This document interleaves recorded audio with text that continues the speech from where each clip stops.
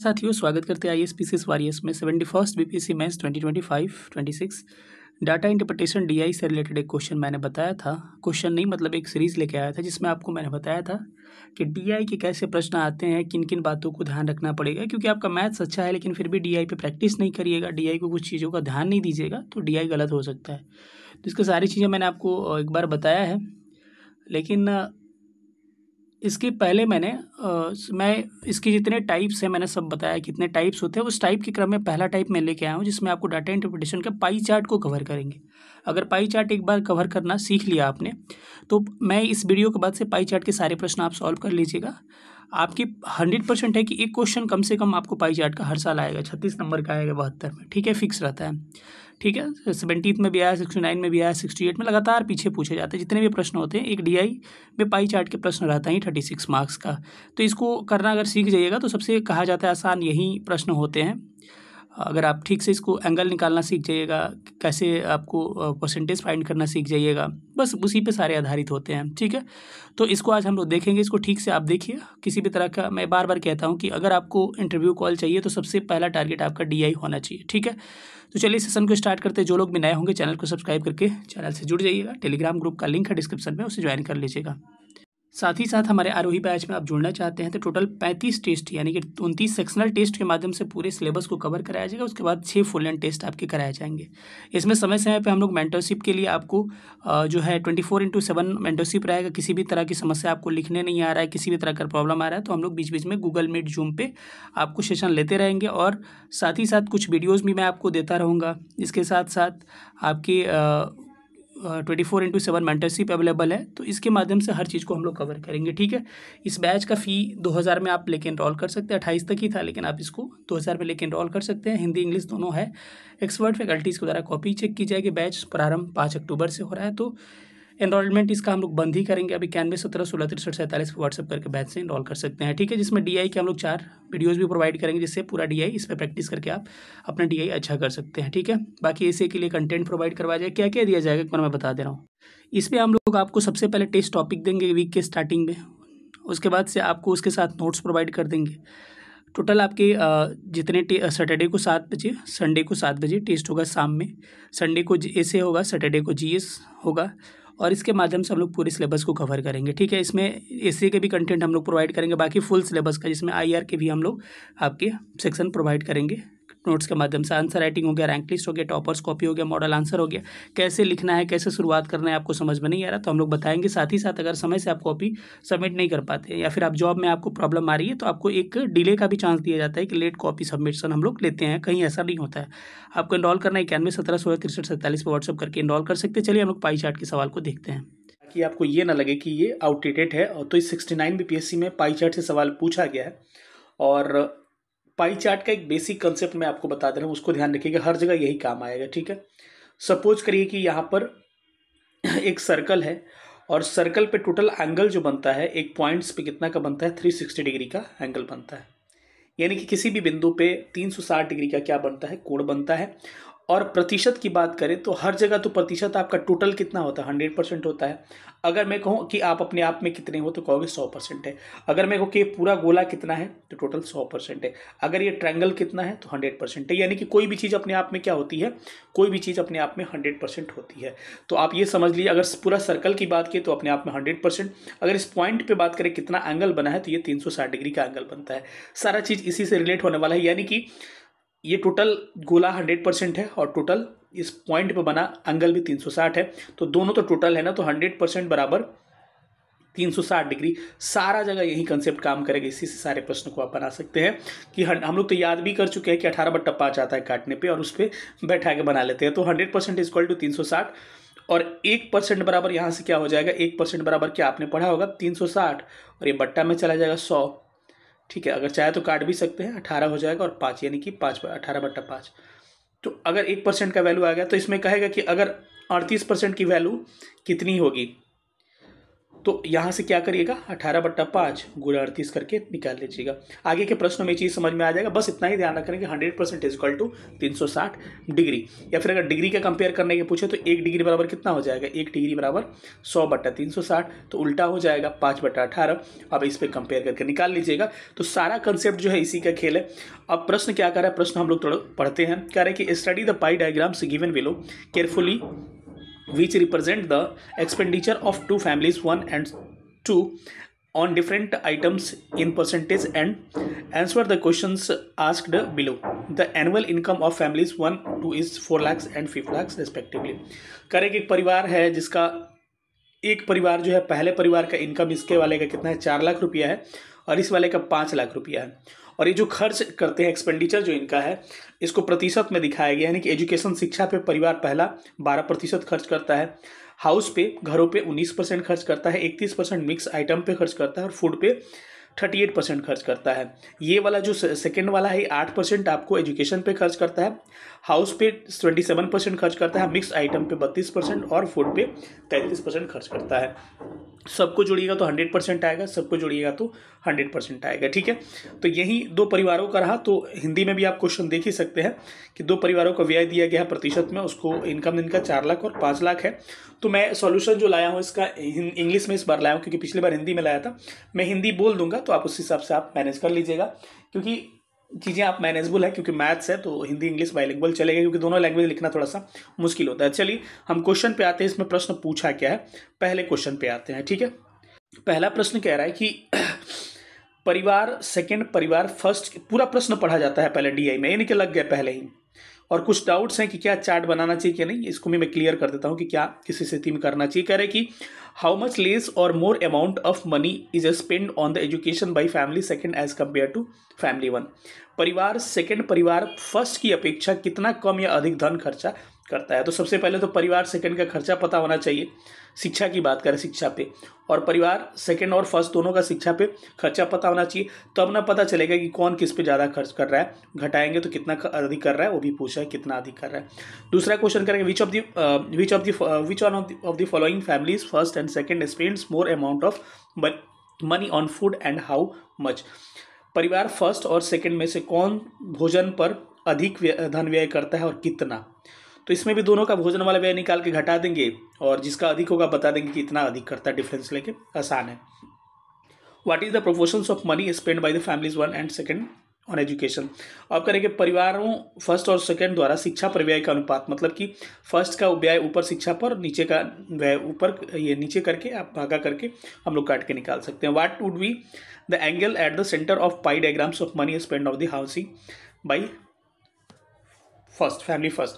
परिवार एक द्वारा घर पर खर्च धन का वृत्त चित्र के केंद्र पर कोण क्या होगा, मतलब कि एंगल पूछा है तो वही परसेंटेज वाला हम लगा देंगे। How much money has spend by the families first and second on mixed items. दोनों परिवार फर्स्ट और सेकंड द्वारा संयुक्त रूप से कितना धन मिश्रित मदों पर खर्चा किया है, तो दोनों को जोड़ देंगे निकल जाएगा। देखिए जब भी आसान प्रश्न दिखे ना तो सारे पांचों प्रश्न को इसको या फिर जो भी इतने पार्ट होंगे सबको पढ़ लीजिएगा, क्योंकि नीचे एक आध प्रश्न ऐसे मिल जाते हैं जो आपको परेशान करेगा, तो वैसे प्रश्न को छूना नहीं चाहिए, क्योंकि डीआई में क्वेश्चन का सिलेक्शन सबसे मायने रखता है और यही सबसे आपको इंपॉर्टेंट होता है। ठीक है, तो चलिए हम लोग तो क्वेश्चन करेंगे ही, लेकिन क्वेश्चन के साथ हम सबसे पहले क्या करते हैं, सबसे पहले हम एक टेबल बना लेते हैं। कई लोग कहते हैं टेबल क्यों बनाना और क्या सर जरूरी है, बिल्कुल जरूरी नहीं है, लेकिन ये बार बार कह रहा है कि एजुकेशन पे फूड पे, तो सबका अलग अलग बार बार कैलकुलेशन निकालिएगा और कंपेयर करिएगा तो आपको परेशानी होगी। उससे अच्छा है कि हम चार्ट बना लेंगे और कैलकुलेशन गलत होने का चांसेस भी कम रहेगा, क्योंकि एक बार कैलकुलेट करिएगा उसमें बार बार हर क्वेश्चन में कैलकुलेट करिएगा, गलती होने का चांस रहेगा। इसीलिए ऐसे प्रश्नों को जब हमने पढ़ा, इसीलिए 2-3 प्रश्न इसका,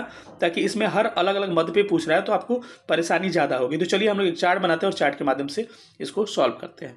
इसमें हमने टोटल इसके 4 लाख और 5 लाख जो धन है, मनी है इनका, या फिर कह सकते इनकम है, उसको हम लोग सजा दे रहे हैं अलग अलग।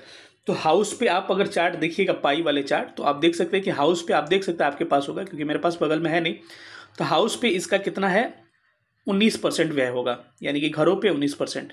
तो टोटल इनकम कितना है भाई, इसका टोटल इनकम ये फर्स्ट वाला है, ये फर्स्ट फैमिली और ये सेकंड है, देख लिख लीजिएगा। तो फर्स्ट वाले फैमिली की इनकम 4 लाख है, तो 4 लाख का क्या करेंगे, 4 लाख का 19% हो जाएगा, होगा ना, 19% का मतलब 100। तो 4 लाख गुणे 19/100, क्योंकि 19% घरों पे था, घर का निकाल रहे हैं, तो आ जाएगा 76,000। वहीं इसका देखा जाए तो इसका 27, वो चार्ट देखिएगा, उस चार्ट में आपके पास चार्ट दिख रहा होगा, वो आसानी से आप देख सकते हैं। तो उस चार्ट में आपको 27% लिखा होगा किस पे, हाउस पे। तो अब उसका इनकम 5 लाख है, 5 लाख का 27% निकालिएगा तो 13, ये आपका हो जाएगा 1,35,000 हो जाएगा, ठीक है। अब एजुकेशन का निकाला जाए तो एजुकेशन का देखिएगा, आपका फैमिली 1 में लिखा होगा 12%, तो 4 लाख का 12% 48,000 हो जाएगा। और फैमिली 2 में लिखा होगा 8%, तो 5 लाख का 8% हो जाएगा 40,000, ठीक है। फूड पे निकालना चाहे तो फूड का देखिएगा, तो फूड का है कि 4 लाख है टोटल खर्चा, तो 38% दिया है, तो 38/100 कितना हो जाएगा, 15,000, 1,52,000। और आपको इसमें देखा जाए तो 33% है दूसरे परिवार का, तो 5 लाख गुणे 33% निकालिएगा तो हो जाएगा 1,65,000। मिक्स आइटम पे देखा जाए तो 31% है आपका फैमिली 1 पे, और फैमिली 2 का कितना है आपका, फैमिली 2 का होगा तो इसका निकालिएगा तो हो जाएगा 1,24,000। फैमिली 2 का निकालिएगा अगर, तो फैमिली 2 में आपका 5 लाख का 33% है किस पे, मिक्स आइटम्स पे। और टोटल व्यय इनका भी 4 लाख है, इनका 5 लाख है, आपको पहले से पता है। अब चलिए हम लोग प्रश्न को देखते हैं और प्रश्न में क्या कह रहा है, प्रश्नों को पढ़ते हैं कि प्रश्न में कह क्या रहा है। पहले प्रश्न में आपको पूछा था कि शिक्षा पर, एक बार मैं आपको पढ़ के सुना दे रहा हूँ। क्वेश्चन पढ़िए, कह रहा है कि हाउ मच लेस और more amount of money is spend on education by family second as compare to family first. परिवार सेकंड, परिवार दूसरा जो है, परिवार फर्स्ट की अपेक्षा कितना, दूसरा मतलब पहले के कंपेयर में कितना कम या अधिक धन खर्चा करता है, तो कम या अधिक, तो मतलब परिवार सेकंड का अगर ज़्यादा होगा तो ज़्यादा में आएगा, कम होगा तो कम में आएगा। अब चलिए किस पे कह रहा है भाई, एजुकेशन पे कह रहा है, तो एजुकेशन का हम लोग एक बार लिस्ट देख लेते हैं। ये फर्स्ट क्वेश्चन का देखिएगा, कह रहा है कि मनी स्पेंड ऑन एजुकेशन, शिक्षा पर परिवार एक द्वारा व्यय कितना हो जाएगा। ऊपर लिस्ट में निकला था 48,000, आप देखेंगे लिस्ट में निकला हुआ है, तो ऐसे करके लिख सकते हैं, दिक्कत नहीं, हम लोग लिखते हैं एग्जाम में। तो money spend on education by family 2, परिवार दूसरे के द्वारा शिक्षा पर व्यय कितना किया गया है, 40,000 रुपया।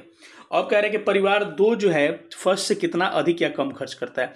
तो पहले जानिए कि एक तो कम करता है, इसलिए कंफर्म हो जाइए, क्यों, क्योंकि परिवार फर्स्ट का क्या है, ज़्यादा है, और परिवार सेकंड का क्या है, कम है। ये 48 है 40। और वो कह रहे हैं कि परिवार 2 जो है फर्स्ट से कितना कम या ज़्यादा करता है। तो परिवार 2 जो है इसका निकाल के, required less amount of money spend on the education by family second as compare to family first, क्योंकि दूसरा जो है पहले से कम करता है। तो 48,000 में से 40,000 घटा दीजिए, आंसर क्या हो जाएगा, 8,000। और कभी भी आंसर को ऐसे गोला करके डाल दीजिएगा ताकि आपका ये कंफर्म हो जाए कि हाँ यही आंसर होगा। और यहाँ पे चेक करना आसान होता है, हम लोग भी डायरेक्ट इसी को देख के मार देते हैं कभी कभी। अब दूसरा सवाल पढ़िएगा, कह रहे कि which one of the 2 families, कह रहे कि which one of the 2 families first and second spend more amount of money food and how much. कह रहे कि परिवार 1 और 2 में से कौन भोजन पर धन अधिक व्यय करता है और कितना अधिक व्यय करता है। दोनों का धन भोजन पे, फूड पे निकाले हैं, तो उसको हम लोग देख लेते हैं, और कितना अधिक है उसको निकाल लेंगे, ठीक है। तो चलिए हम लोग देख लेते हैं। सबसे पहले तो एक बार फूड वाले पे देख लीजिए, फूड वाले पे हुआ कितना है, फैमिली 1 के द्वारा हुआ है 1,52,000 और फैमिली 2 के द्वारा 1,65,000। तो कंफर्म है कि फैमिली 2 ने ही क्या किया है, ज़्यादा व्यय किया है फूड पे, और कितना ज़्यादा किया है इसको हम लोग थोड़ा सा निकाल लेते हैं, ठीक है। तो चलिए यहाँ पे निकालते हैं हम लोग, तो निकल के आएगा कि मनी स्पेंड बाई फैमिली 1, परिवार 1 के द्वारा खाने पे, भोजन पे पैसा कितना खर्च किया गया, 1,52,000। Money spend by the family 2, परिवार 2 के द्वारा भोजन पर 1,65,000 खर्चा किएगा। तो difference between the their spending तो क्या हो जाएगा, 1,65,000 माइनस 1,52,000 निकल के 13,000 का। Hence family second spend more amount of money 13,000। दूसरा परिवार जो है इससे 13,000 ज़्यादा धन खर्चा करता है। चलिए क्वेश्चन नंबर सी पे चलते हैं। अब सी नंबर क्वेश्चन पढ़िएगा, इसमें कह रहे हैं कि what is the proportions of money spend by the family 1 and second. कह रहे हैं कि परिवार 1 और 2 का जो धन व्यय हो रहा है किस पे, शिक्षा पे, एजुकेशन पे, उसका रेशियो निकाल देना। ध्यान रखिएगा 1 वाला ऊपर पहले जो दिया है और 2 वाला नीचे का रेशियो निकाल देना है। एक बार देख लेते हैं कि एजुकेशन पे 1 और 2 द्वारा कितना हुआ था। तो एजुकेशन पे पहले के द्वारा 48,000 हुआ है और दूसरे के द्वारा कितना हुआ है भाई, 40,000 हुआ है। तो दोनों का रेशियो निकाल लीजिए, यही आंसर हो जाएगा आपका 40,000। 3 0 से 3 0 कट गया, और ये काटिएगा तो कट जाएगा क्या 8 से 48 और 8 5 40, यानी कि 6:5 क्या हो जाएगा, आंसर हो जाएगा। मैं एक बार दिखा भी दूँ, आप यहाँ से देख सकते हैं कि वही प्रोसेस मैंने किया है। इसका 48,000 40,000 दोनों का रेशियो लेना है, उल्टा नहीं लेना है, पहला और दूसरा का बोला है तो 6:5 इसका आंसर हो जाएगा। चलिए डी नंबर क्वेश्चन पे चलते हैं।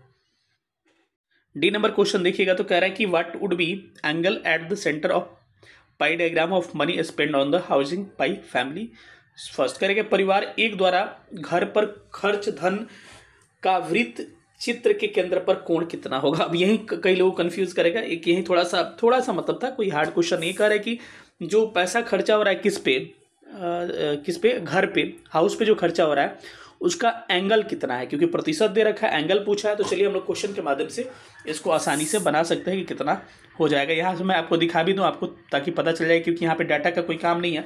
तो घर पे कह रहा है किसके द्वारा पूछा है, परिवार, या परिवार चेक कर लेते हैं, परिवार फर्स्ट के द्वारा पूछा है ना, तो चलिए यहाँ से हम निकाल लेते हैं। परिवार फर्स्ट पे घर का खर्च कितना है, 19% है। तो मैंने कहा था कि 100% बराबर कितना होता है, 360 डिग्री। ठीक है, तो 1% बराबर कितना हो गया मेरे भाई, 360 बट्टा कितना, 100। अगर काटना चाहते हैं, हमने काट के निकाला था 18/5। 1% का वैल्यू आ गया। घर पे खर्च कितना है भाई, 19% का, तो एंगल 19% का ही बनेगा ना, तो 18/5। अरे एक चॉकलेट का दाम कितना है, 18/5 रुपया, तो 19 चॉकलेट का दाम कितना, गुणा कर देते ना, एक चॉकलेट का 5 रुपये, तो 4 चॉकलेट का 20 रुपया, क्योंकि 5 गुणे 4 करते, तो 1% बराबर 18/5, तो 19% बराबर क्या होगा, 18/5 गुणे 19 आएगा। मेरे को लग रहा है इसको कैलकुलेशन करने पर 68.4 डिग्री के आसपास इसका आंसर आपको आ जाएगा। मैं एक बार दिखा दे रहा हूँ।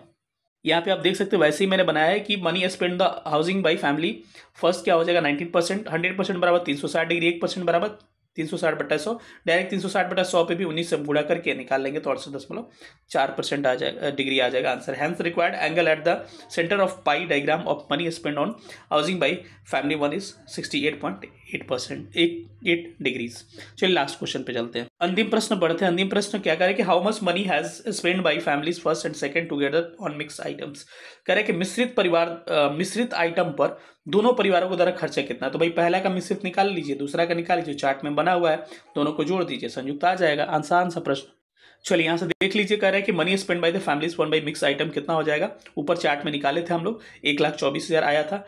Money spend by family second by mix item कितना हो जाएगा, 1,60,000। आप कंफ्यूज मत करिएगा, यहाँ पे मैंने निकाला है मिक्स आइटम पे, फर्स्ट वाले का कितना आया हुआ है 1,24,000, इसका कितना है 1,60,000। और कह रहा है दोनों का संयुक्त कितना आएगा, दोनों का मिक्स आइटम पे, तो 1,24,000 प्लस 1,60,000, दोनों को जोड़ेंगे तो 2,84,000 इस करेक्ट आंसर। समझ गए? तो ऐसे ही इन चीज़ों को सॉल्व करना है। सेशन कैसा लगा सब लोग अपना प्रतिक्रिया दीजिएगा। सेशन देखने के लिए बहुत बहुत धन्यवाद, थैंक यू सो मच, जय हिंद। और अगर हमारे साथ इनरोल करना चाहते हैं तो 91 17 16 63 47 पे क्या करते हैं हम व्हाट्सएप कर दीजिएगा, बता दीजिएगा प्रोसेस आपको। Thank you so much.